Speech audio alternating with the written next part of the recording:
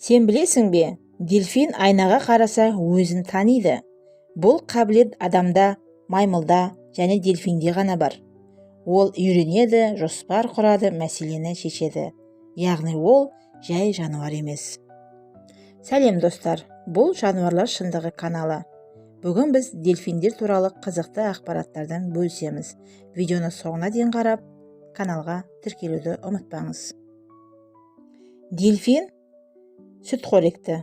Сен сияқты дем алады, баласын сүтпен қоректендіреді.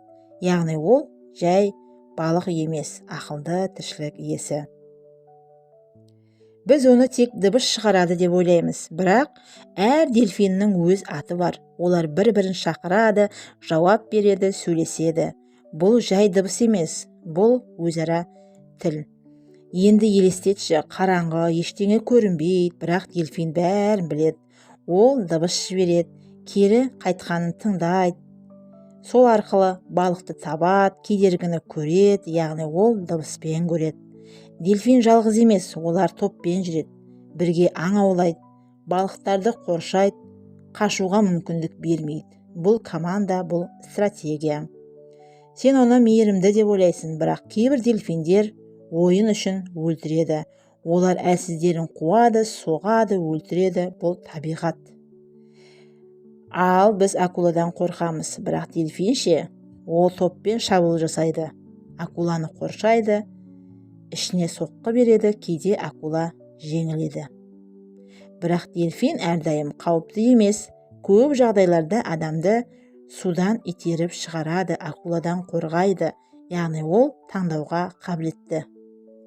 Ең қызығы, дельфин ешқашан толық ұйықтамайды. Неге? Өйткені ол тұншығып қалуы мүмкін. Сондықтан миының жартысы ұйықтайды, жартысы жұмыс істейді. Бұл тірі қалу. Аналық дельфин бір ғана бала туады. Туған кезде баласын жоғары итеріп, тыныс алу үшін қамқорлық танытады. Дельфин тереңге сүңгиді, ұзақ демалмайды. Оның денесі оттегіні сақтайды, энергияны үнемдейді. Ол тек қана тіршілік етпейді, ол ойнайды, секіреді, қуанады, кейде көңіл күйі өзгеріп тұрады. Дельфин жылдар бойы есте сақтайды, ол достарын таниды, жауларын ешқашан ұмытпайды екен. Дельфин ақылды, қауіпті, сезімтал. Теңіздің ең ақылды жыртқыштарының бірі.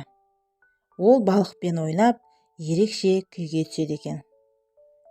Дельфиннің миы адам миынан үлкен, шамамен 1700 грамм. Және күрделі құрылымды. Олар ерекше дыбыстар арқылы бір-біріне есім беріп таниды, эхолокация, магнит өрісін сезінеді.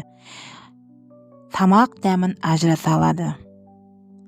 Ғалымдардың пайымдауынша, дельфин өз дауысын дұшпанын қорқыту үшін пайдаланады.